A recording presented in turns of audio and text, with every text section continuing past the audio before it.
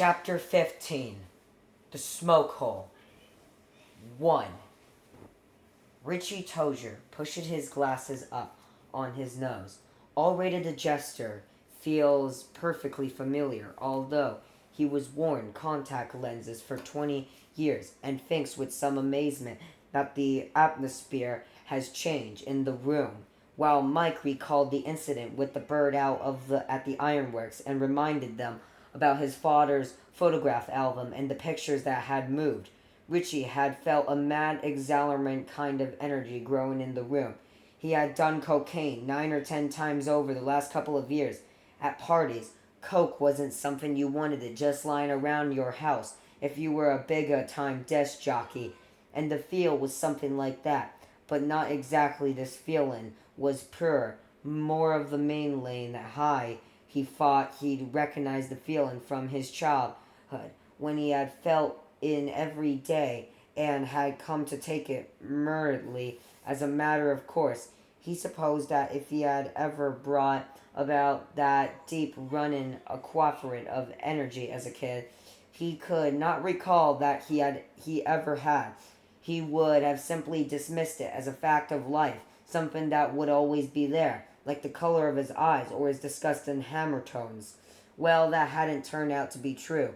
The energy you drew on the extraordinary when you were a kid, the energy you thought would never exhaust itself, that slipped away somewhere between 18 and 24 to be replaced by something much duller, something as hoggish as a coke high purpose, maybe, or goals, or whatever Junior Chamber of Corcoran's word you wanted to use. It was no big deal.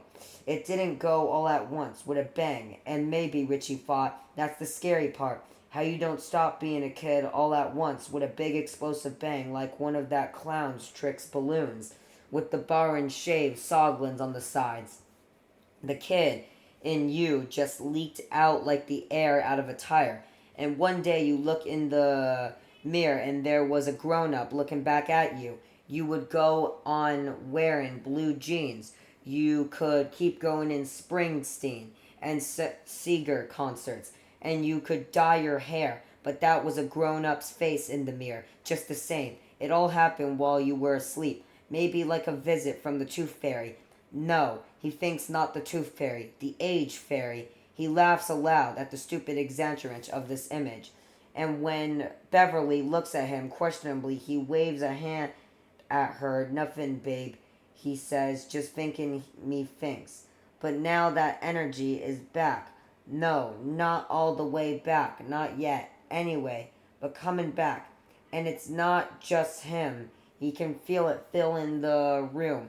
Mike looks okay to Richie for the first time since they all got together for that hideous lunch out by the mall. When Richie walked into the lobby and saw Mike sitting there with Ben and Eddie, he thought, shocked. There's a man who's going crazy, getting ready to commit suicide. Maybe, but that look is gone now. Not just Solomonton, gone. Richie has sat right here and watched it. The last of it slipped out of Mike's face while he relieved the experience of the bird and the album. He's been energized, and it was the same with all of them. It's in their faces, their voices, their gestures. Eddie pours himself another gin and prue juice. Bill knocks back some Borobon, and Mike cracks another beer. Beverly glances up at the balloons. Bill has tethered to the microfilm recorder at the main desk and finished her bird screwdriver in a hurry. They have all been drinking pretty exominously, but none of them are drunk. Richie doesn't know where that energy he feels is coming from, but it's not out of a liquor bottle. Dairy niggers, get the bird, Blue. The losers are still going, but Stanley Uris is finally ahead. Or Ainge. Christ, Richie thinks, opening a fresh beer for himself. Isn't it bad enough it can be any damn monster if it wants to be? And isn't it bad enough that it can feed off our fears? It also turns out to be Rhodey and Dangerfield and Drag. It's Eddie who breaks the silence. How much do you think it knows about what we're doing now, he asks. It was here, wasn't it, Ben says. I'm not sure what means much, Eddie replies. Bill nods. Those are just images, he says. I'm not sure that mean it can see us or know what we're up to. You can see a news monitor on TV, but he can't see you. Those balloons aren't just images, Beverly says, and jerks a thumb over her shoulder at them. They're real. That's not true, Fru, Richie says, and they all look to him. Images are real. Sure, they are. And suddenly something else clicks into place. Something new. It clicks into place with such firm force that he actually put his hands to his ears. His eyes widen behind his glasses. Oh my God, he cries suddenly. He gropes for the table, half stands, then falls back into his chair with a boneless thud. He knocks his can of beer over, reaching for it, picks it up, and drinks what's left. He looks at Mike while the others look at him, startled and concerned. The burnin', he almost shouts. The burnin' in my eyes, Mike. The burnin' in my eyes! Mike is nodding, smiling a little. Richie Bill asks, what is it? But Richie barely hears him. The force of the memory sweeps through him like a tide, turning him alternately hot and cold, and he suddenly understands why these memories have come back one at a time. If he had remembered everything at once, the force would have been like political shotgun blast let off an inch from his template. It would have torn off the whole top of his head. We saw it come, he says to Mike. We saw it come, didn't we? You and me, or was it just me? He grabs Mike's hand, which lies on the table. Did you see it too, Mikey, or was it just me? Did you see it? The forest fire, the Carter. I saw it, Mike says quietly, and squeezes Richie's hand. Richie closed his eyes for a moment, thinking he never felt such a warm and powerful wave of relief in his life.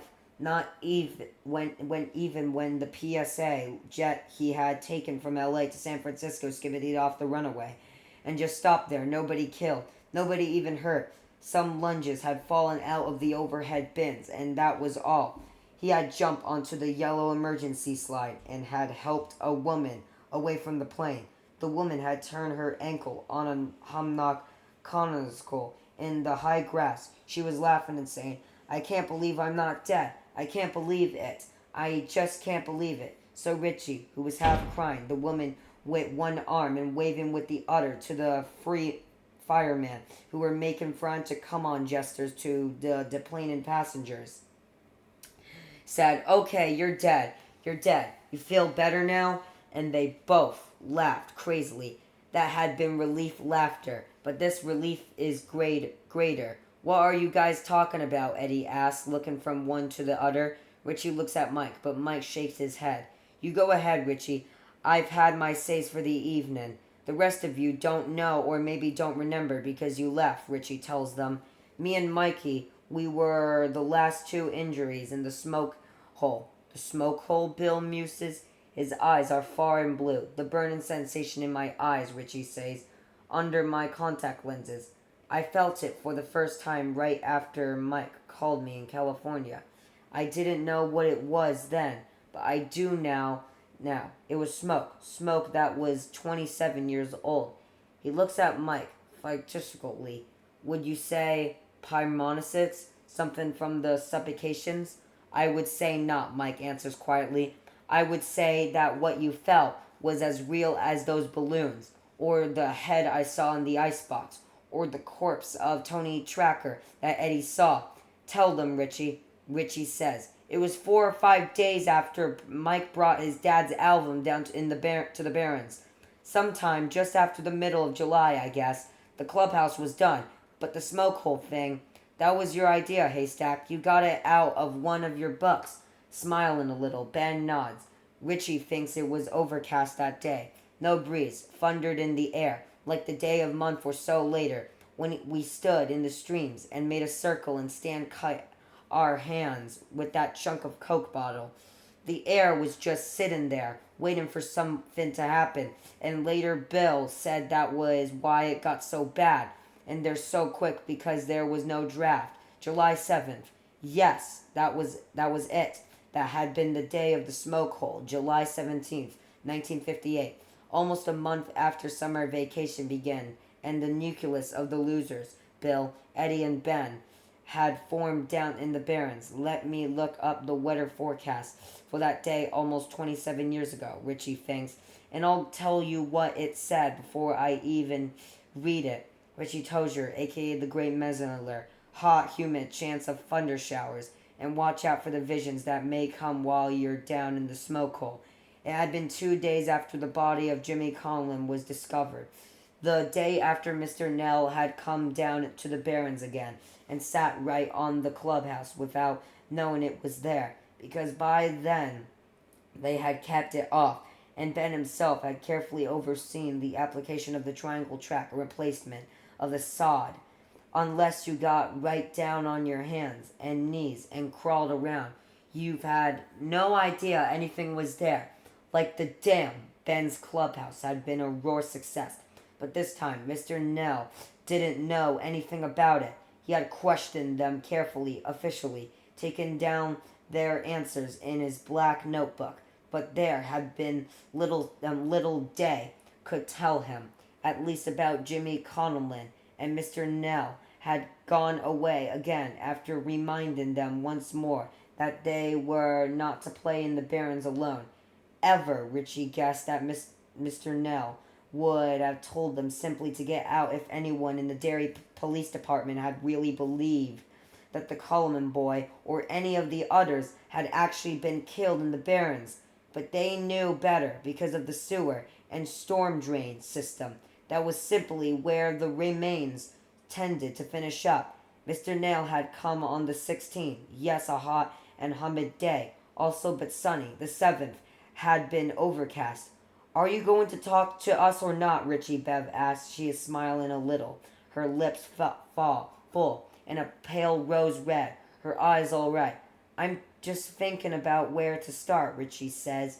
He takes his glasses off, wipes them on his shirt, and suddenly he knows where, with the ground opening up at his and Bill's feet. Of course he knew about the clubhouse. So did Bill and the rest of them. But it still freaked him out, seeing the ground suddenly open on a slit of darkness like that. He remembers Bill riding him double on the back of Silver to the usual place on Kansan Street, and then stowing his bike under the little bridge. He remembers the two of them walking along the path toward the clearing, sometimes having to turn sideways because the brush was so thick. It was midsummer now, and the Barrens were at that year's apogee of lushness. He remembers swatting at the mosquitoes that hum madly close to their cars. He even remembers Bill saying, "Oh, how clearly it all comes back. Not as if it had happened yesterday, but as if it is happening now. Hold it a 2 seconds, Richie. There's a damn good one on the back of your neck." "Oh, Christ," Richie said. He haunted mosquitoes, little flying vampires. That's all they were when you got right down into the facts. "Kill it, Big Bill." Bill swatted the back of Richie's back. "Ouch. See?" Bill held his hand in front of Richie's face. There was a broken mosquito body in the center of the irregular patch of blood. "My blood," Richie thought, "which was shed for you and for many." "Yuck," he said. "Don't worry," Bill said. "We'll fucker'll never dance the tango again." They walked on, slapping at mosquitoes, waving at the clouds of nauseum attracted by something in the smell of their sweat, something which would years later be identified as peronomes, whenever they were. "Bill, when you gonna tell the rest of them about the silver bullets?" Richie asked as they approached the clearing. In this case, the rest of them meant Bev, Eddie, Mike, and Stan, although Richie guessed Stan already had a good idea of what they were studying up on down at the public library. Stan was sharp, too sharp for his own good, Richie sometimes thought. The day Mike brought his Botter's album down to the Barrens, Stan had almost flipped out. Richie had in fact been nearly convinced that they wouldn't see Stan again, and the Losers Club would never become a sexton. A word Richie like a law always, with the implements on the first syllable. But Stan had been back the next day, and Richie had respected him all the more for that. You going to tell them today? Not today, Bill said. You don't think they'll work, do you? Bill shrugged, and Richie, who maybe understood Bill Devereaux better than anyone ever would until Audrey Phillips suspected all the things Bill might have said if not or for the roadblock for his speech, independence. That kids making silver bullets was boys' book stuff, comic book stuff. In a word, it was crap. Dangerous crap. They could try it, yeah. Ben Hanscom might even be able to bring it off, yeah. In a movie, it would work, yeah. But so, I got an idea, Bill said. Simpler, but only if Beverly what? Never mind. And Bill would say no more on the subject. They came into the clearing. If you look closely, you might have thought that the grass there had a slightly matted look, a slightly used look.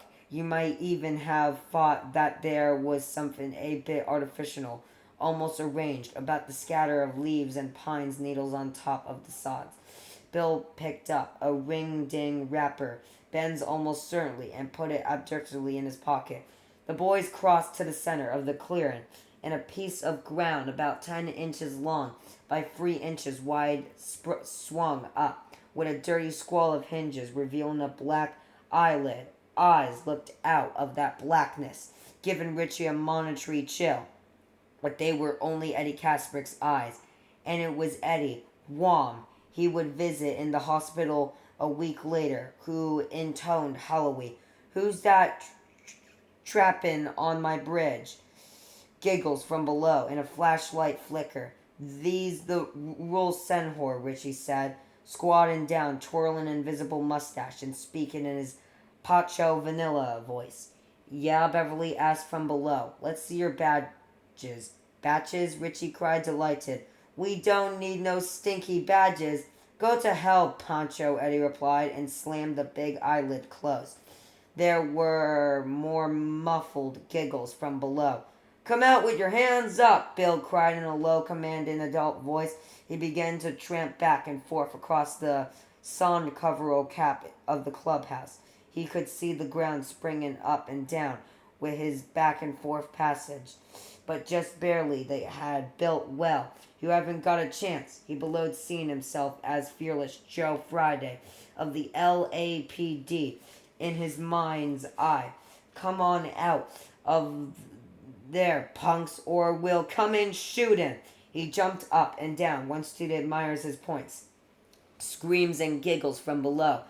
Bill was smiling, unaware that Richie was looking at him wisely, looking at him not as one child looks at another, but at that brief moment as an adult looks at a child. He doesn't know that he doesn't always, Richie thought. "Let them in, Ben, before they crash the roof in," Bev said.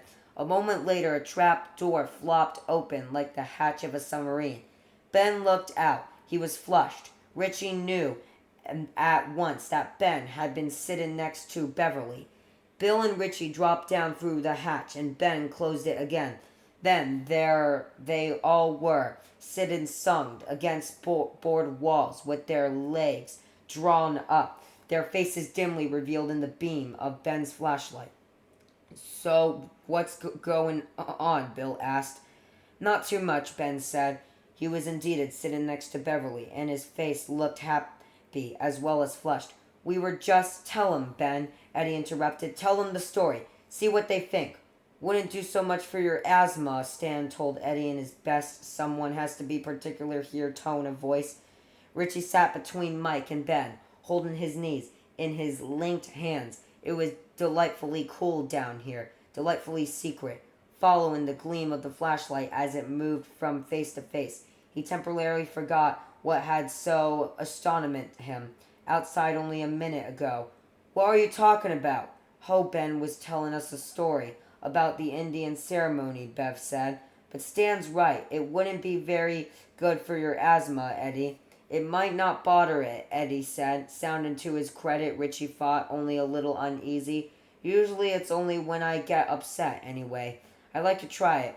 "Try what?" Bill asked him. The Smoke Hill ceremony, Eddie. What's that? The beam of Ben's flashlight drifted upward, and Richie followed it with his eyes. It tracked aimlessly across the wooden roof of their clubhouse. As Ben explained, it crossed the gouge and splintered panels of the mahogany door. The seven of them had carried back here from the dump 3 days ago, the day before the body of Jimmy Cullen was discovered. The thing Richie remembered about Jimmy Cullen, a quiet little boy who also wore spectacles, was that he liked to play scramble on rainy days. Not going to be playing scramble anymore, Richie thought, and shivered a little. In the dimness, no one saw the shiver, but Mike Hanlon, sitting shoulder to shoulder with him, glanced at him curiously. Well, I got this book out of the library last week, Ben was saying.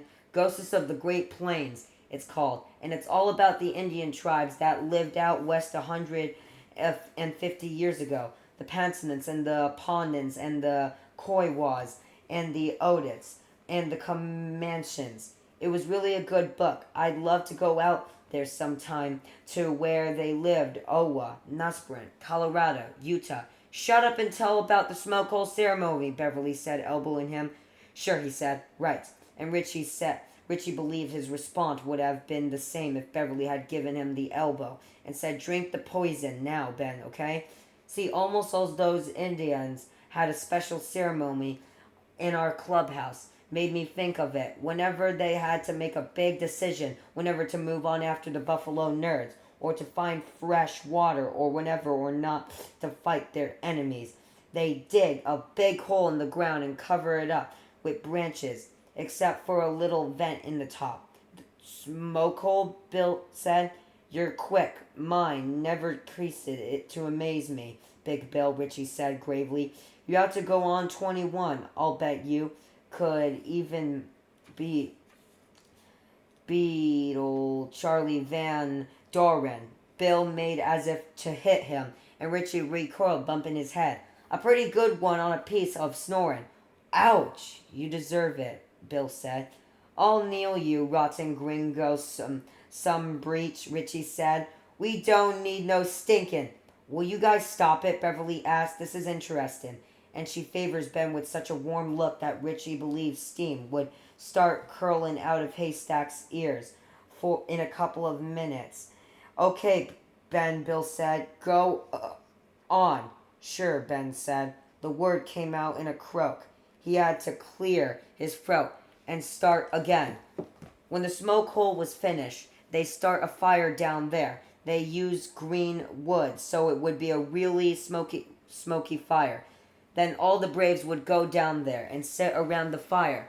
The place would fill up with smoke. The book said this was a religious ceremony, but it was also kind of contest, you know. After half a day or so, most of the bravies would bug out because they couldn't stand the smoke anymore, and only 2 or 3 would be left, and they were supposed to have visions. Yeah, if I'd breathe smoke for 5 or 6 hours, I'd probably have some visions, all right, Mike said. They all left. The visions were supposed to tell the tribe what to do, Ben said. And I don't know if this part is true or not, but the book said that most times the visions were right.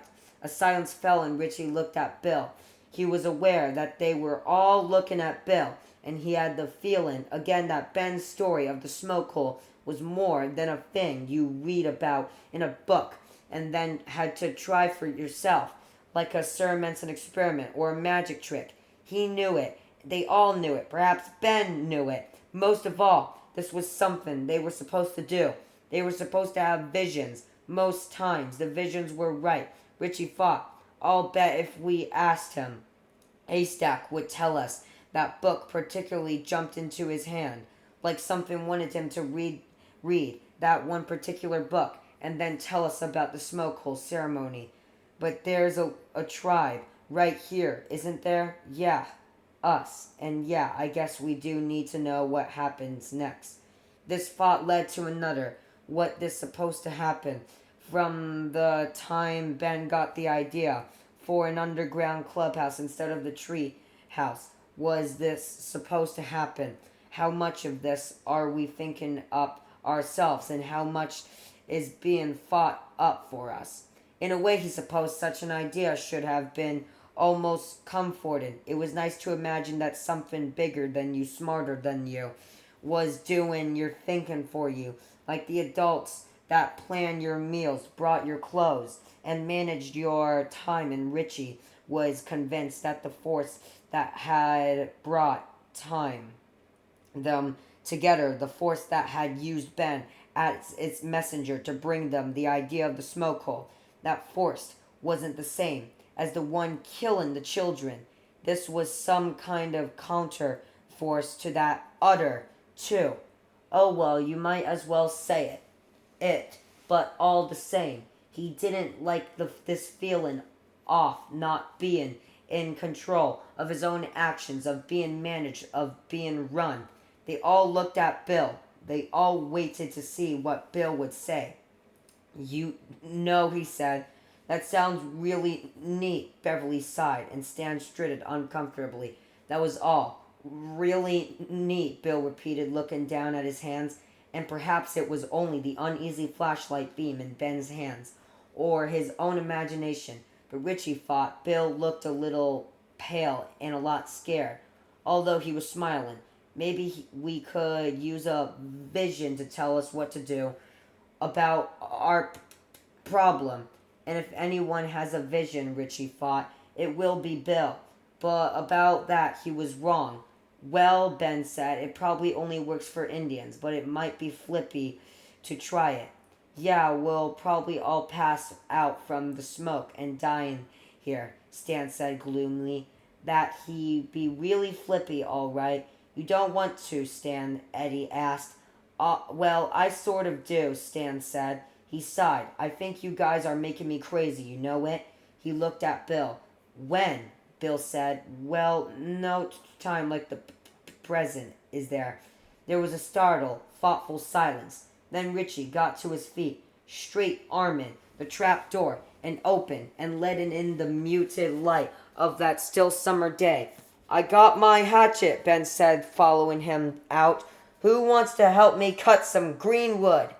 In the end, they all helped. 3. It took them about an hour to get ready. They cut 4 or 5 armloads of small green branches from which Ben had stripped the twigs and leaves.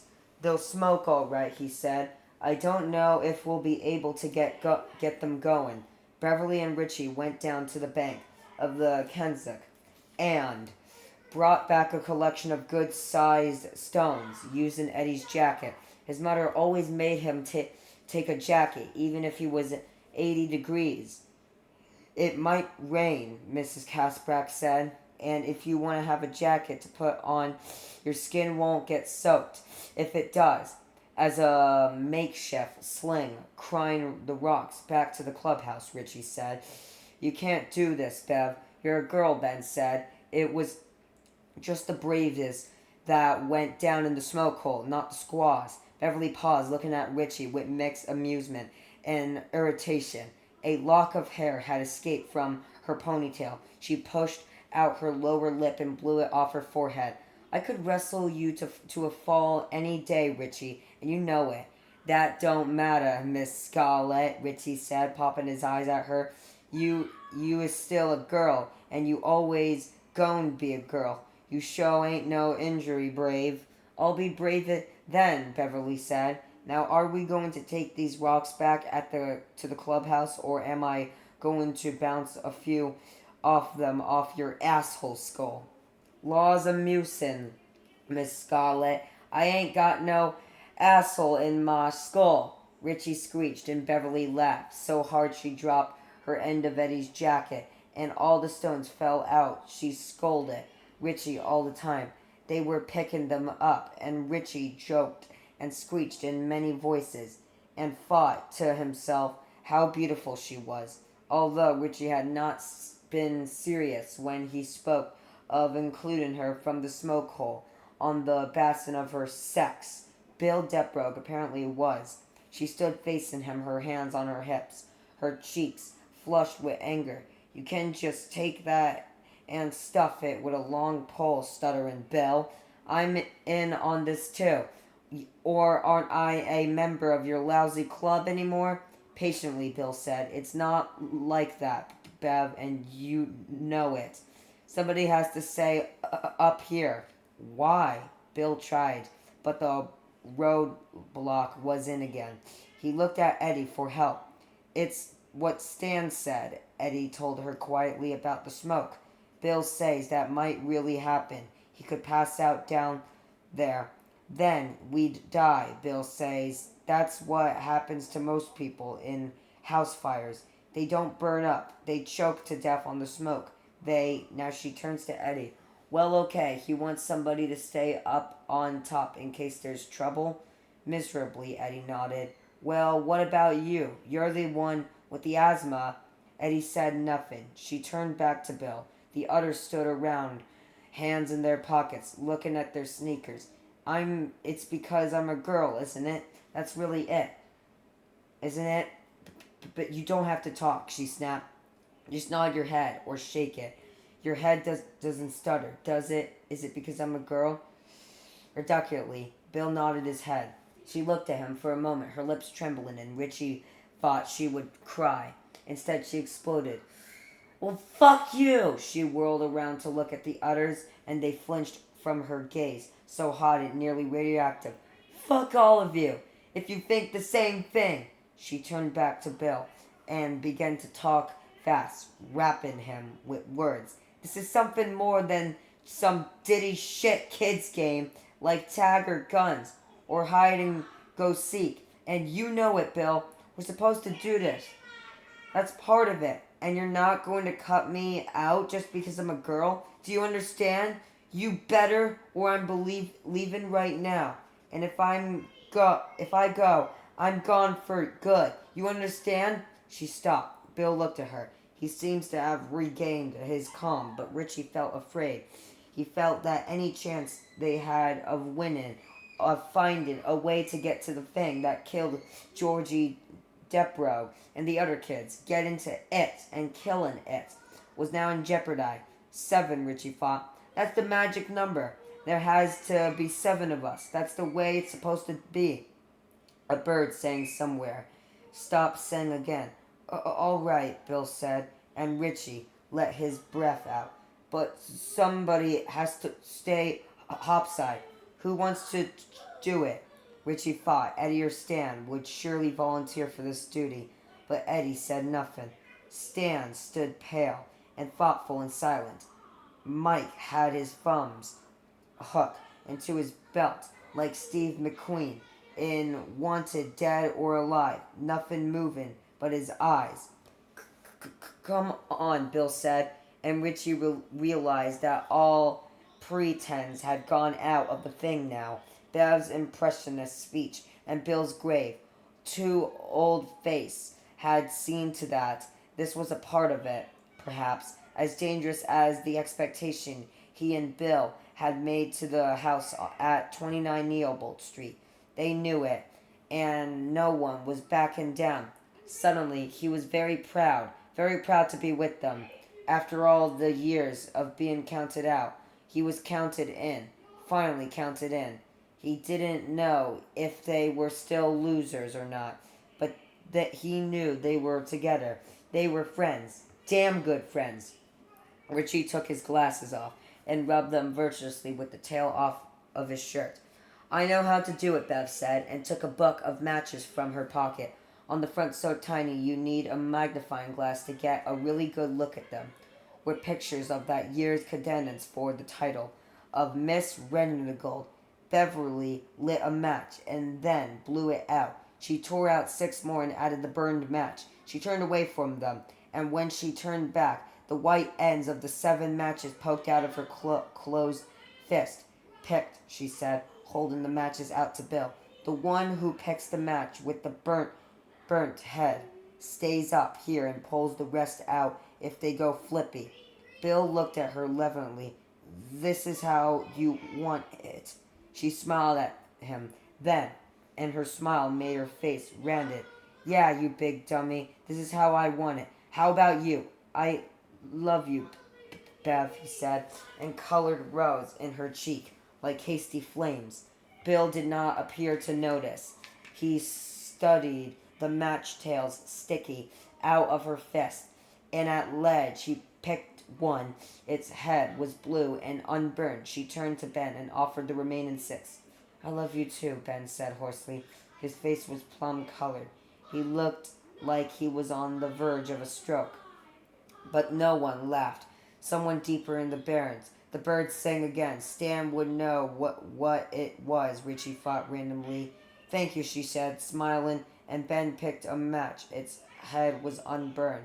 She offered them to Eddie next. Eddie smiled, a shy smile that was incredibly sweet and almost heartbreakingly vulnerable. I guess. I love you too, Bev, he said, and then picked a match blindly. Its head was blue. Beverly now offered the four matches in her hand to Richie. Ah, loves ya, Miss Scarlet, Richie screamed at the top of his voice and made exaggerated kissing gestures with his lips. Beverly only looked at him, smiling a little, and Richie suddenly felt ashamed. I do love you, Bev, he said, and touched her hair. You're cool. Thank you, she said. He picked a match and looked at it, positive. He'd picked the burnt one, but he hadn't. She offered them to Stan. I love you, Stan said, and plucked one of the matches from her fist, unburned. You and me, Mike, she said, and offered him his pick of the two left. He stepped forward. I don't know you well enough to love you, he said, but I love you anyway. You could give my mother shouting lessons, I guess. They all laughed, and Mike took a match. Its head was also unburned. I guess it's you after all, Bev, Bill said, looking disgusted. All that flesh and fire for nothing. Beverly opened her hand. The hand of the remaining match was also blue and unburned. You jiggered them, Bill accused. No, I didn't. Her tone was not one of the angry protests, which would have been suspected but flabbergasted, surprised, honest to God. I didn't.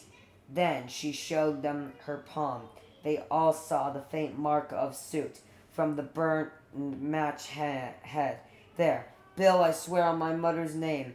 Bill looked at her for a moment and then nodded by common unspoken contest. They all handed the matches back to Bill. 7 of them, their heads intact. Stan and Eddie began to crawl around on the ground, but there was no burnt match there. I didn't, Beverly said again, to no one in particular. So what do we do now, Richie asked. We all go down, Bill said, because that's what we're supposed to do. And if we all pass out, Eddie asked. Bill looked at Beverly again. If Bev's telling the truth and she isn't, we won't. How do you know? Stan asked. I just do. The bird sang again. 4. Ben and Richie went down first, and the others handed the rocks down one by one. Richie passed them on to Ben, who made a small stone circle in the middle of the dirt clubhouse floor. Okay, he said, that's enough. The others came down, each with a handful of the green twigs they'd cut with Ben's hatchet. Bill came last. He closed the trapdoor and opened the narrow hinged window. There, he said, there's our smoke hole. Do we have any kindling? You can use this if you want, Mike said, and took a battered Archie funny book out of his hip pocket. I read it already. Bill tore the pages out of the funny book one by one, working slowly and gravely. The others sat around the walls, knee to knee and shoulder to shoulder, watching, not speaking. The tension was thick and still. Bill laid small twigs and branches over the paper and then looked at Beverly. You got the matches, he said. She lit one, a tiny yellow flare in the gloom. Darn thing probably won't catch anyway, she said in a slightly uneven voice, and touched a light to the paper in several places. When the match flame got close to her fingers, she tossed it into the center. The flames blazed up, yellow crackling, throwing their faces into sharp reliefs. And in that moment, Richie had no trouble believing Ben's India story. and he thought it must have been like this back in those old days, when the idea of white men was still no more than a rumor or a tall tale to those Indians who followed buffalo herds so big they could cover the earth from horizon to horizon. Herds so big that their passing shook the ground like an earthquake. In that moment, Richie could picture those Indians, Cowans, or Pawnees, or whatever they were, down in their smoke hole, knee to knee and shoulder to shoulder, watching as the flames guttered and sank into the green wood like hot shores, listening to the faint and steady of sap oozing out of the damp wood, waiting for the vision to descend. Yeah, sitting here now, he could believe it all, and looking at their somber faces as they studied the flames and the Sharon pages of Mike's Art Chin funny book. He could see that they believed, too, the branches were catching. The clubhouse began to fill up with smoke, some of it white as cotton, smoke singles in a Saturday Mainin movie starring Randolph Scott or Audie Murphy's Escape from the Smoke Hole, but with no moving air outside to create a draft. Most of it stayed below. It had been art grid bites that made eyes sting and throats throb. Richie heard Eddie cough twice, a flat sound like dry boards being whacked together, and then fell silent again. He shouldn't be down here, he thought, but something else apparently felt otherwise. Bill tossed another handful of green twigs on the smoldering fire and asked in a thin voice that was not much like his usual speaking voice, "Anyone have any visions? Visions of getting out of here," Stan Uris said. Beverly laughed at this, but her laughter turned into a fit of coughing and choking. Richie leaned his head back against the wall and looked up at the smoke hole. A thin rectangle of mellow white light, he thought, about the Paul Bunyan statue that day in March. But that had only been a mirage, a hallucination, a vision. "Smoke's killing me," Ben said. "Woo!"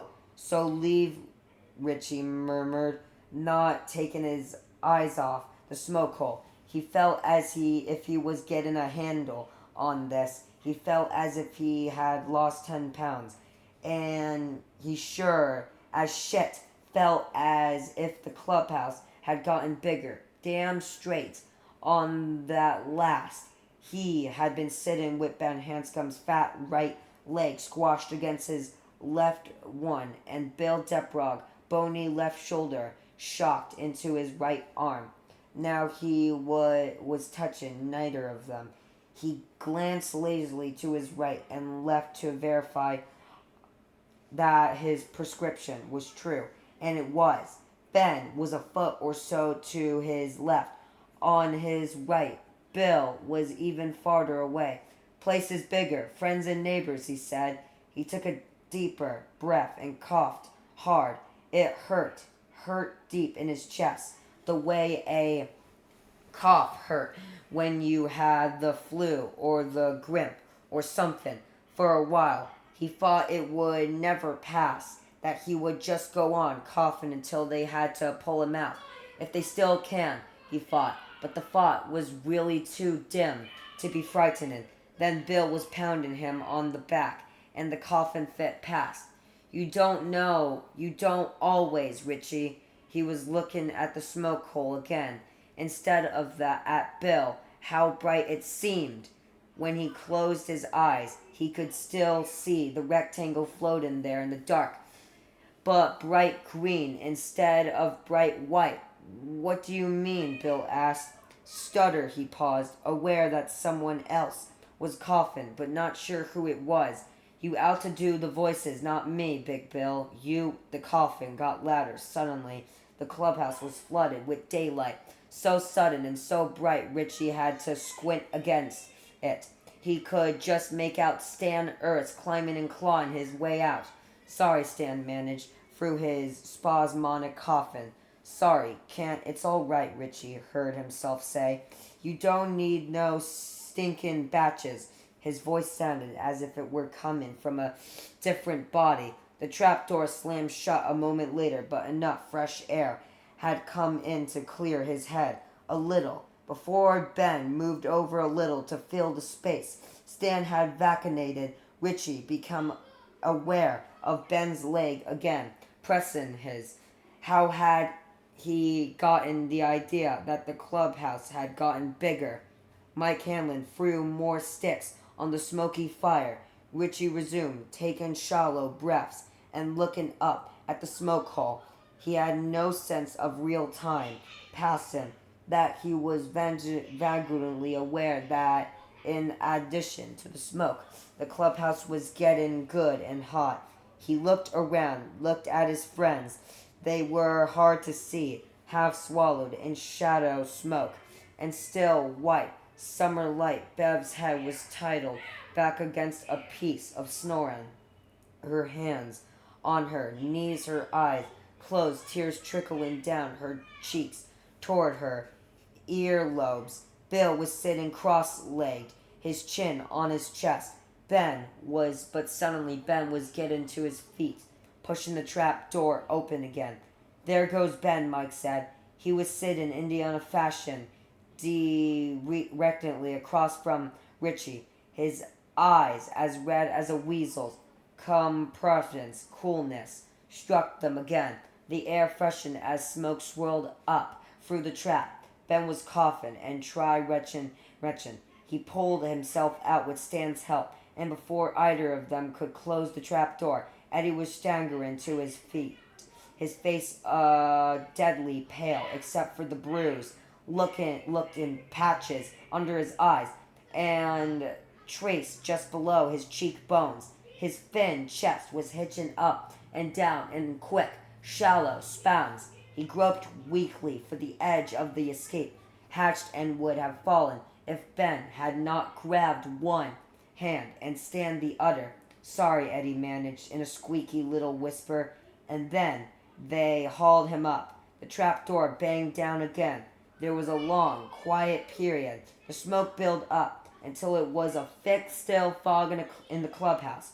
Looks like a pea souper to me, Watson, Richie thought, and for a moment he imagined himself as Sherlock Holmes, a Holmes who looked a great deal like Basil Rathbone and who was totally black and white, moving purposely along Baker Street.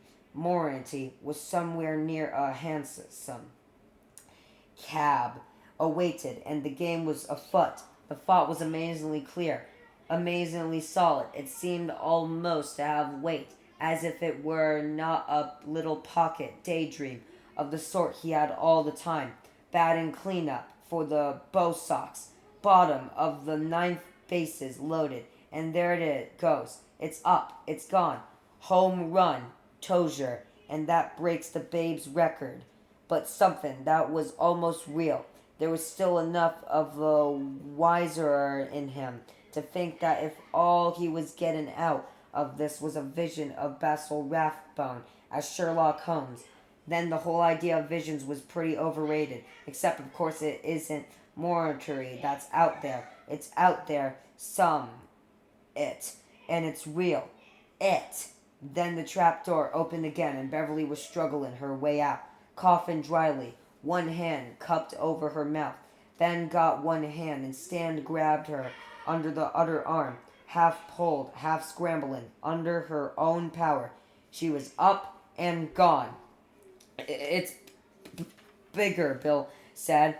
Richie looked around. He saw the circle of stones, with the fire smoldering within, thumbing out clouds of smoke. Across the way he saw Mike sitting cross legs, like a totem crave from mahogany, staring at him through the fire with his smoke reddening eyes. Except Mike was better than 20 yards away, and Bill was even farther away on Richie's right. The underground clubhouse was now at least the size of a ballroom. Doesn't matter, Mike said. It's gonna come pretty quick. Some fin is. Yeah, Bill said, but He began to cough. He tried to control it, but the cough worsened a dry rattling. Dimly, Richie saw Bill stumble to his feet, lunged for the trapdoor, and shoved it open. Good. And then he was gone, dragged by the others. Look like it's you and me, old Mikey, Richie said, and then he began to cough himself. I thought for sure that it would be Bill. The cough worsened. He doubled over, hacking dryly, unable to get his breath. His head was funded, wacky, like a trumpet filled with blood. His eyes teared behind his glasses. From far away, he heard Mike saying, Go on up if you have to, Richie. Don't go flippy. Don't kill yourself. He raised a hand toward Mike and flapped it at him. No stinky batches. In a negative gesture. Little by little, he began to get the coffin under control again. Mike was right. Something was going to happen. And soon he wanted to still be here. When it did, he tilted his head back and looked up at the smoke hole again. The coughing fit had left him feeling lightheaded, and now he seemed to be floating on a cushion of air. It was pleasant feeling. He took shallow breaths and thought someday I'm going to be a rock and roll star. That's it. Yes, I'll be famous. I'll make records and albums and movies. I'll have a black sport coat and white shoes and a yellow Cadillac.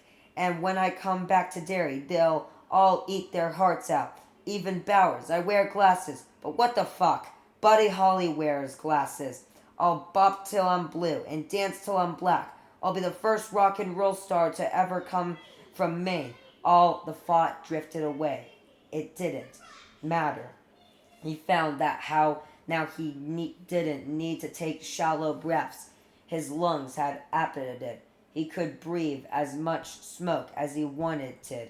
Maybe he was from Venus. Mike threw more sticks on the fire, not to be outdone.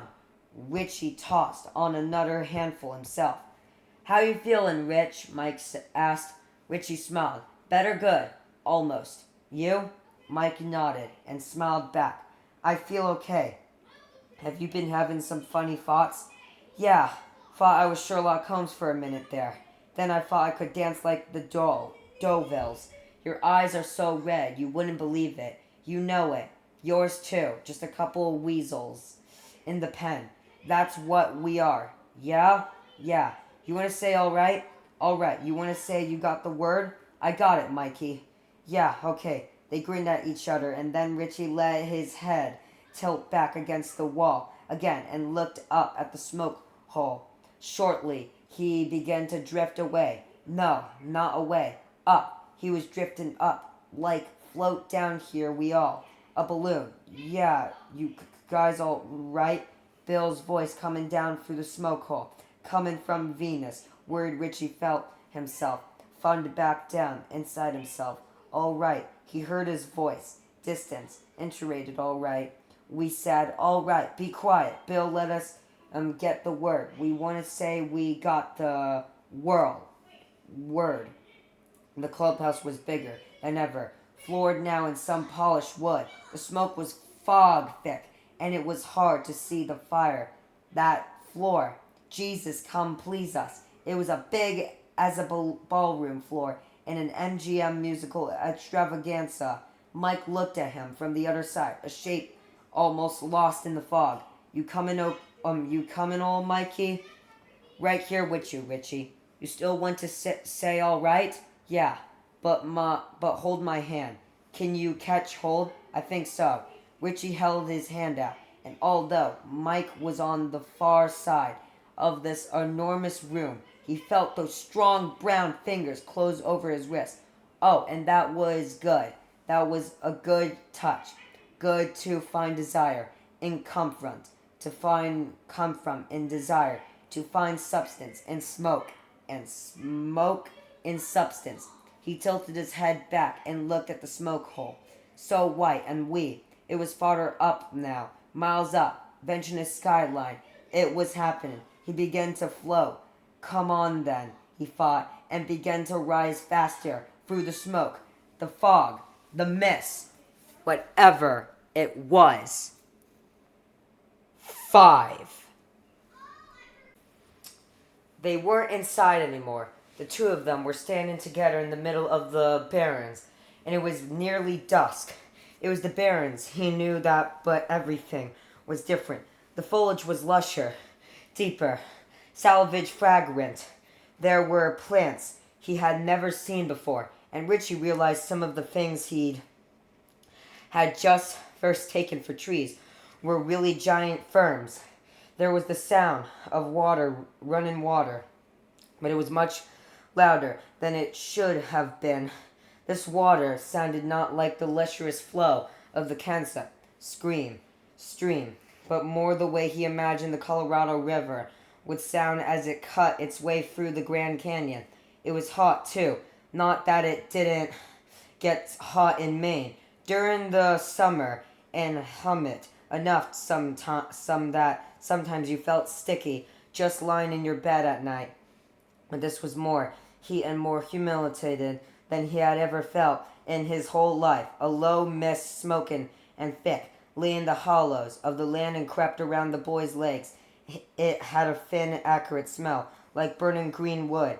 He and Mike to move around toward the sound of the running water without speaking, pushing their way through the strange foliage.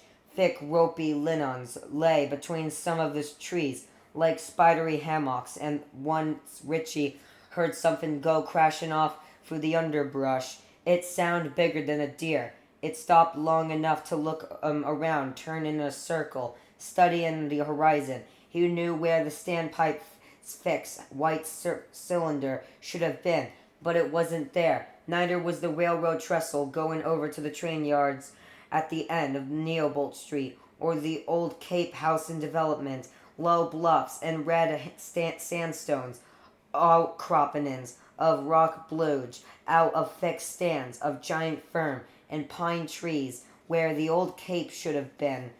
There was a flapping noise overhead. The boys ducked as a squadron of bats flapped by. They were the biggest bats Richie had ever seen, and for a moment he was more terrified than he had been even when Bill was trying to get Silver rolling and he had heard the werewolf closing in on them from behind. The stillness and alenness of this land were both terrible, but its awful familiarity was somehow worse. No need to be scared, he told himself. Remember that this is just a dream, or a vision, or whatever you want to call it. Me and old Mikey are really back in the clubhouse, goofed up on smoke.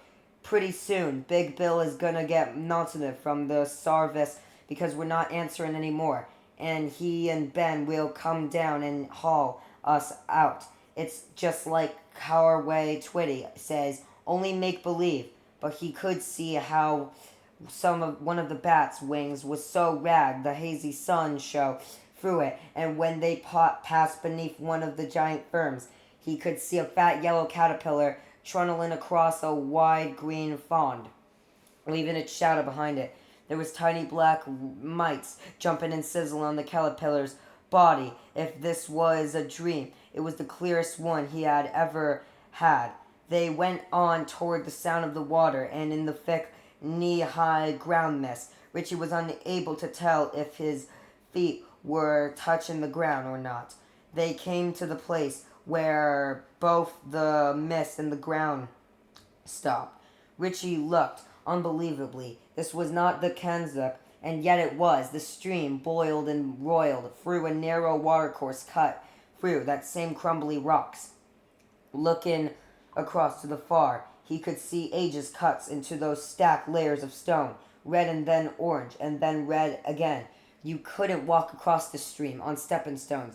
You need a rope bridge, and if you fell in, you would be swept at once. The sound of the water was the sound of bitter, foolish anger, and as Richie watched, slack-jawed, he saw a pinkish silver fish jumped in an impossibility high arch, snapping at the bugs that made shifting clouds just above the surface of the water. It splashed down again, giving Richie just time enough to register its premises, and to realize he had never seen a fish exactly like that in his whole life.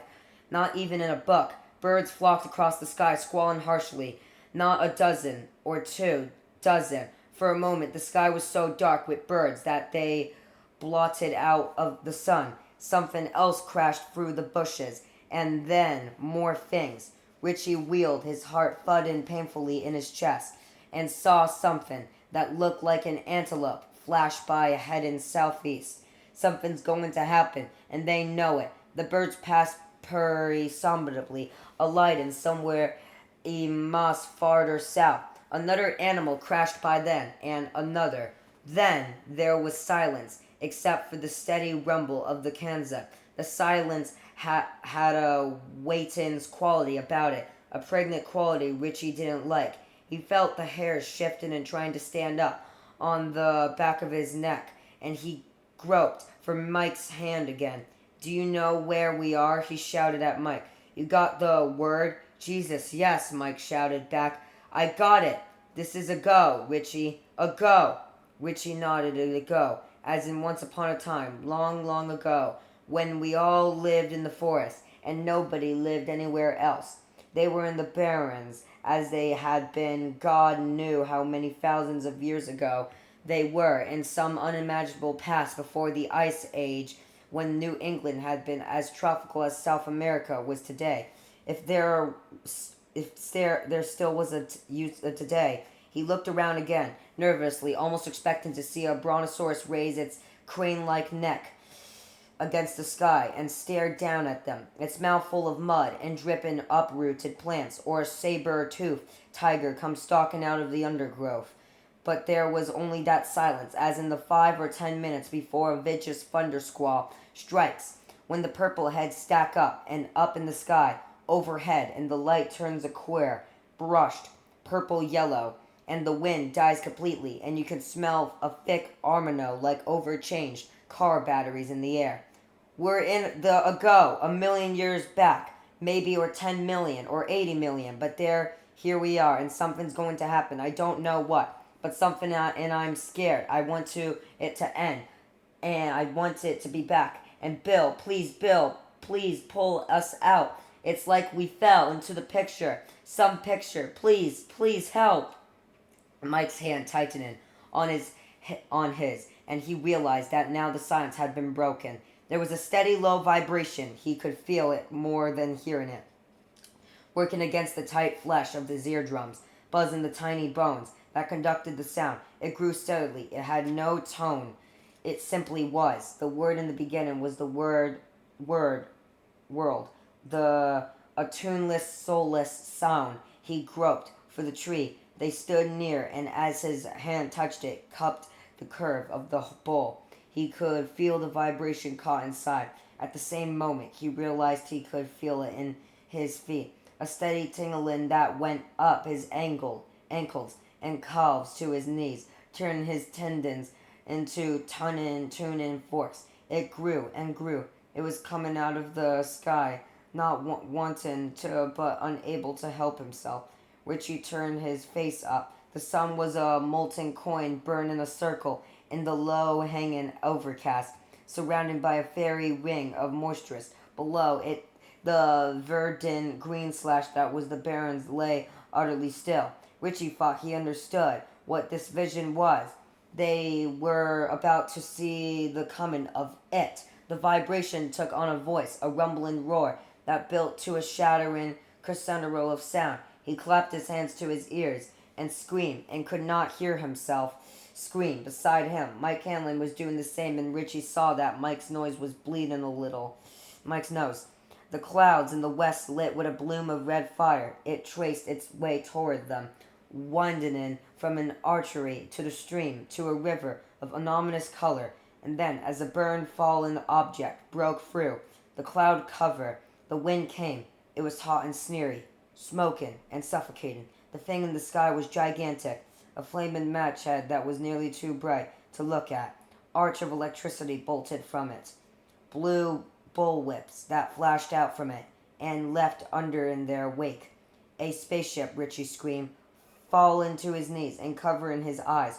"Oh my God, it's a spaceship!" But he believed, and would tell the others later, as best he could, that it was not a spaceship, although it might have come through space to get here. Whenever it came down on that long day, had come from a place much farther, away than another star or another galaxy, and if spaceship was the first word to come into his mind.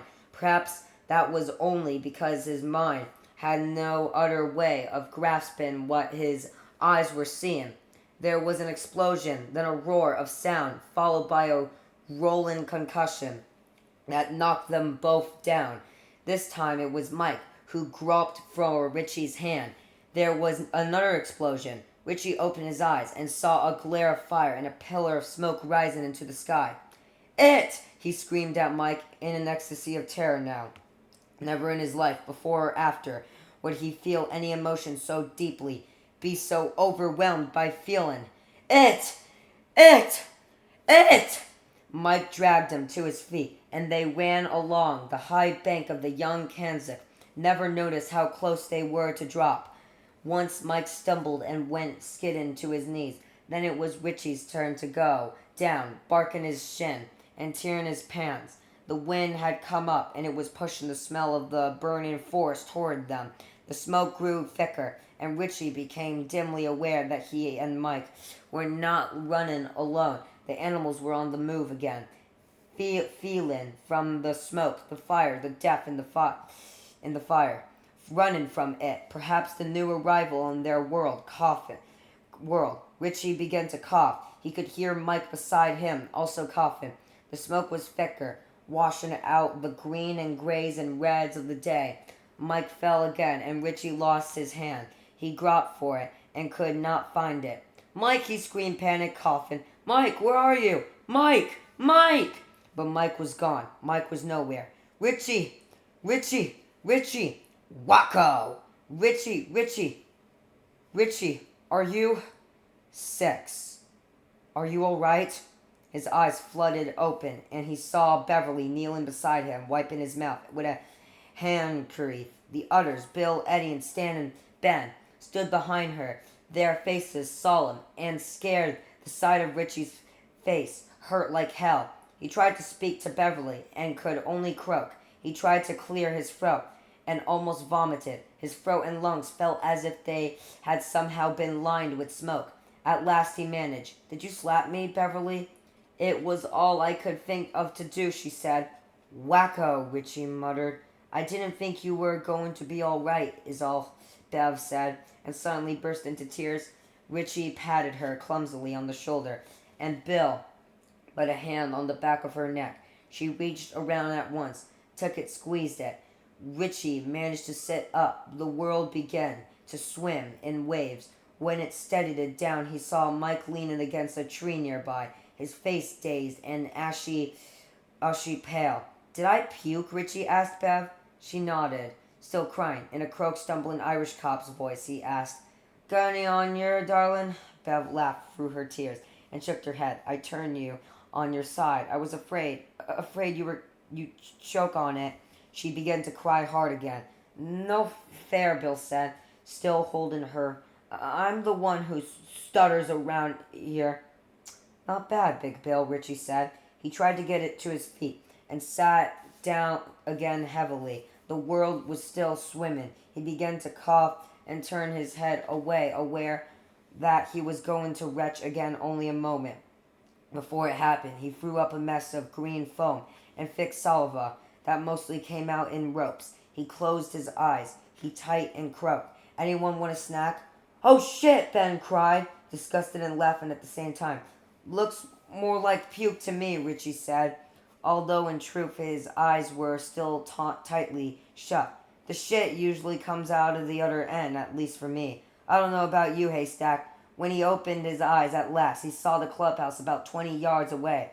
Both the window and the big trap door were thrown open. Smoke, thinning now, puffed from both. This time Richie was able to get to his feet for a moment. He was quite sure he was going to retch again, or faint, or both. Wacko, he murmured, watching the world waver and warp in front of his eyes. When the feeling passed, he made his way over to where Mike was. Mike's eyes were still weasel red, and from the dampness on his pants cuffs, Richie thought that maybe old Mikey had taken a ride on the stomach elevator, too. For a white boy, you did pretty good, Mike croaked and punched Richie weakly on the shoulder. Richie was at a loss for words, a condition of exquisite rarity.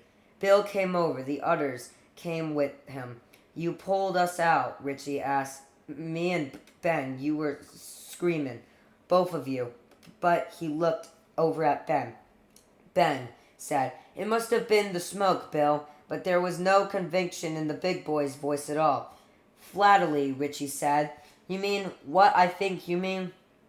Bill struck. What's that, Richie? Mike answered. We weren't there at first, were we? You went down because you heard us screaming, but at first we weren't there. It was really smoky, Ben said. Hearing you both screaming that way, that was screaming enough, but the screaming, it sounded well. It sounded very far away. Bill stuttering badly. He told them that when he and Ben had gone down, they hadn't been able to see either Richie or Mike. They had gone plunging around in the smoky clubhouse, panicking, scared that if they didn't act quickly, the two boys might die of smoke poison. At last, Bill had gripped a hand, Richie's. He had given a hell of a yank, and Richie had come flying out of the gloom, only about 1/4 conscious. When Bill turned around, he had seen Ben with Mike in a bear hug, both of them coughing. Ben had thrown Mike up and out through the trap door. Ben listened to all this, nodding. I kept grabbing, you know, really not going anything except jabbing my hand out like I wanted to shake hands. You grabbed it, Mike. Damn good thing you grabbed it. When you did, I think you were just about gone. You guys make the clubhouse sound a lot bigger than it is, Richie said, taken about stumbling around in it all. It's only 5 feet on every side. There was a moment of silence while they all looked at Bill, who stood in frowning consternation. It was bigger, he said at last. Wasn't it, Ben?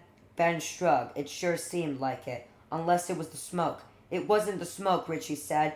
Just before it happened, before we went out, I remember thinking it was like at least as big as a ballroom in a movie, like one of those musicals. 7 Brides for 7 Brothers, something like that. I could barely see Mike against the other wall. Before you went out, Beverly asked. Well, what I mean, like she grabbed Richie's arm.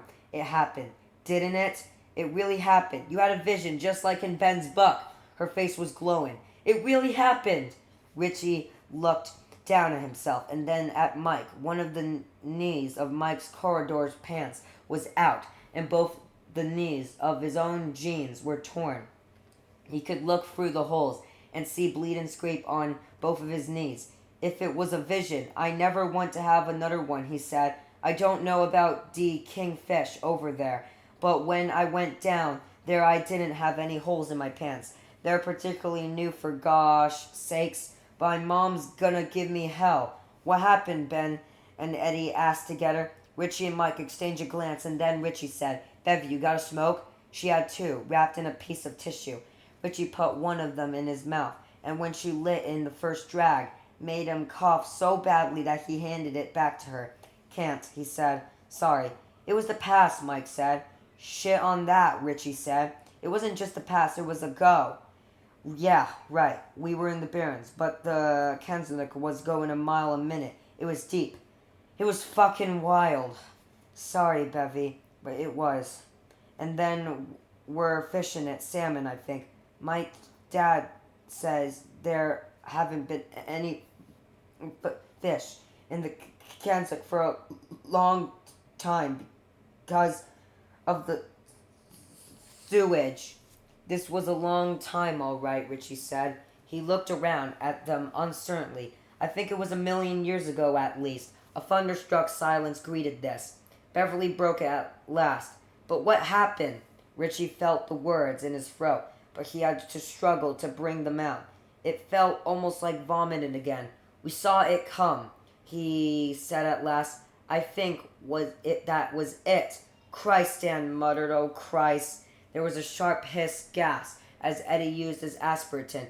It came out of the sky, Mike said. I never want to see anything like that again in my whole life.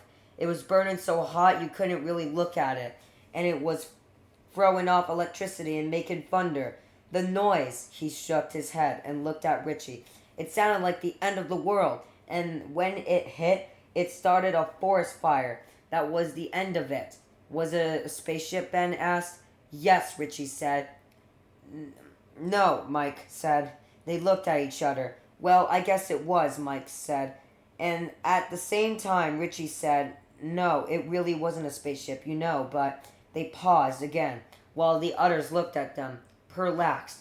You tell, Richie said to Mike. We mean the same thing. I think, but they're not getting it. Mike coughed into his fist, and then looked up at the others, almost apologetic. I don't know just how to tell you, he said. Try, Bill said urgently. It came out of the sky, Mike repeated, but it wasn't a spaceship, exactly. It was a meteor. Eater. It was more like the Ark of the Covenant in the Bible that was supposed to have the Spirit of God inside of it. Except this wasn't God. Just feeling it, watching it come. You knew it meant bad, that it was bad. He looked at them. Richie nodded. It came from outside. I got that feeling from outside. Outside where, Richie? Eddie asked. Outside everything, Richie said. And when it came down, it made the biggest damn hole you ever saw in your life. It turned this big hill into a donut. Just about it landed right where the downtown part of Derry is now. He looked at them. Do you get it? Beverly dropped the cigarette, half smoked, and crushed it out under one shoe. Mike said, it always been here, since the beginning of time, since before there were men anywhere. Unless maybe there were just a few of them in Africa, somewhere swinging through the trees or living in caves. The Carter's gone now, and the Ice Age probably scraped the valley deeper and changed some stuff around and filled the crater in. But it was then, sleeping maybe, waiting for the ice to melt, waiting for the people to come. That's why it used the sewers and the drains Richie put in. They must be regular freeways for it. You didn't see what it looked like, Stan Uris asked awkwardly and a little hoarsely. They shook their heads. Can we beat it? Eddie said in the silence. A thing like that. No one answered.